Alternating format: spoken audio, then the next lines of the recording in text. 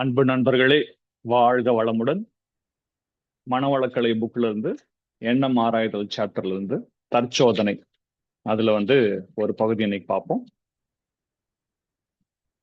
ஓர் எண்ணம் ஒரு முறை மனதில் தோன்றவிட்டால் போதும். அது உயிரணுக்களில் பதிவாகி அவற்றுக்கிடையே பிரதிபலித்து அந்த பிரதிபலிப்பு மீண்டும் பதிவு, மீண்டும் பிரதிபலிப்பு என்று ஆகி மீண்டும் மீண்டும் வந்து கொண்டே இருக்கும். மூளையின் அணுக்களிலே எண்ணப்பதிவுகள் எவ்வாறு ஏற்படுகின்றன என்பதை பாருங்கள்.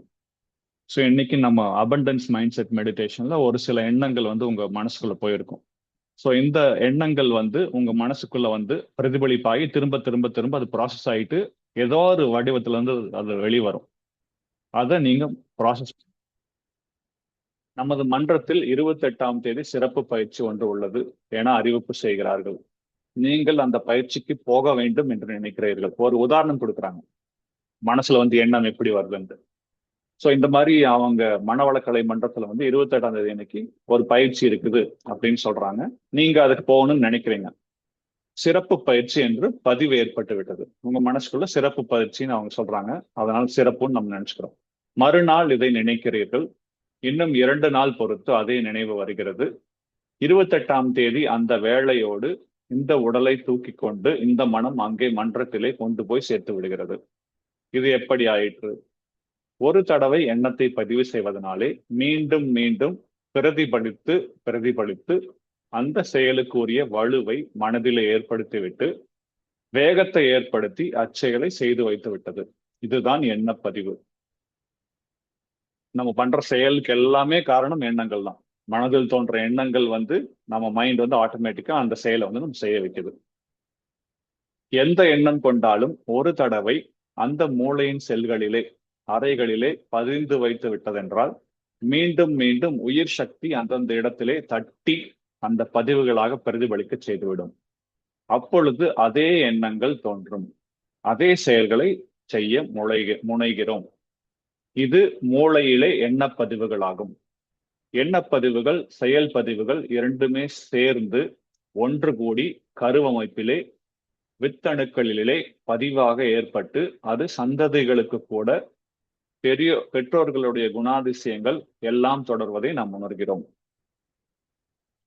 இதுவே இப்ப எக்ஸாம்பிள் பாத்தீங்கன்னா, நான் ஃபிட்னஸ் எனக்கு ரொம்ப பிடிக்கும். உடம்பு ஃபிட்டா வச்சுக்கணும், ஆரோக்கியம் வச்சுக்கணும்னு நான் நினைக்கிறேன் இல்லைங்களா. மற்றவங்களுக்கு யோகா சொல்லி கொடுக்குறோம், உடற்பயிற்சி எல்லாம் சொல்லி கொடுக்குறோம். அதை பார்த்துட்டு என் பையன் ஒரு மாசமா காலைல 5 மணிக்கு எந்திரிச்சிட்டான். இப்போ இவ்வளவு நேரம் ஒர்க் அவுட் மியூசிக் போட்டு ஒர்க் அவுட் பண்ணிட்டு இருக்கிறான். ஸோ அதே மாதிரி தான் நம்ம என்ன செய்யறோமோ நம்ம குழந்தைகளும் அதை பார்த்து பண்ணுவாங்க. அதுவும் இல்லாம நம்மளோட பதிவுகள், நம்மளோட ஜீன்ஸ்ல அவங்களுக்கு அது பாஸ் ஆன் ஆகும். இதுவே கருவமைப்பு பதிவு. அது வித்தணுக்களிலே சுருக்கமாகி பதிவாக விடுகிறது. இதுவும் எண்ணத்தின் இயற்கை. எனவே ஒரு தீய எண்ணத்தை ஒரு முறை உள்ளே விட்டுவிட்டால் போதும், மறுபடியும் ஒதுக்காமல் செய்வது அத்தனை எளிதன்று. ஒரு தீய எண்ணம் உள்ள போயிடுச்சுன்னா அது சுத்தி சுத்தி சுத்தி பிரதிபலிச்சு பிரதிபலிச்சு திரும்ப திரும்ப வேற வேற வடிவத்துல வரும். விருந்தாளி வேண்டாத விருந்தாளியே ஆயினும் முகத்தை சுழித்தால் போய்விடுவார். எண்ணத்தை விரட்ட விரட்டத்தான் மீண்டும் மீண்டும் வரும். விரட்டும் போது நீங்கள் அந்த எண்ணத்தோடு தான் உறவு கொண்டவாறே இருக்கிறீர்கள் என்பதே இதற்கு காரணம்.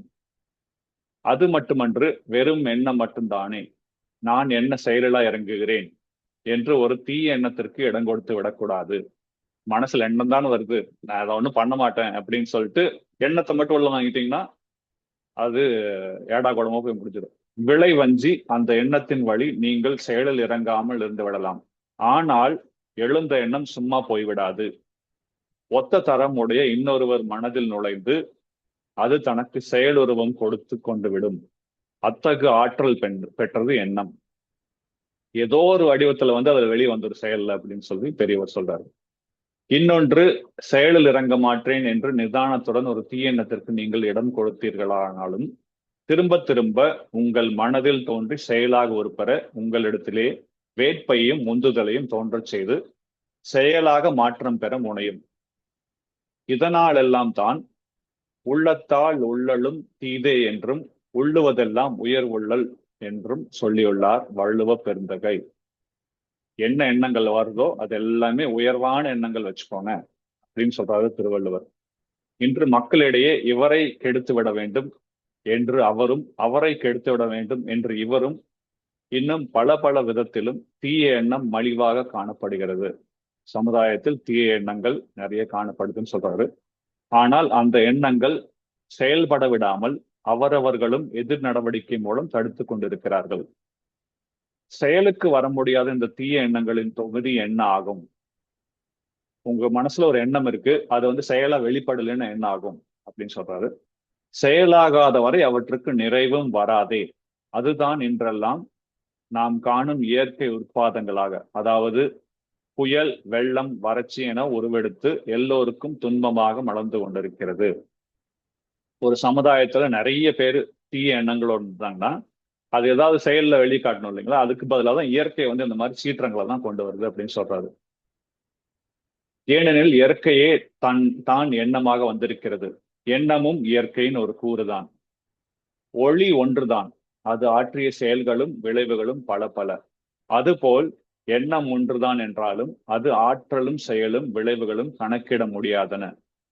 எண்ணத்தின் விளைவறியாது எண்ணி எண்ணி அது விளைவாகி செயலாக மலரும் போது அவற்றை தாங்க முடியாமல் மனிதன் திணறுகிறான்.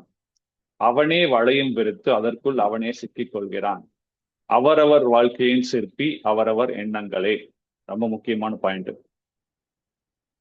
நம்ம மனசுல வர்ற எண்ணம் தான் நம்ம வாழ்க்கையை வடிவமைக்கும். இந்த மெடிடேஷன்ல அதான் நம்ம சொன்னோம்.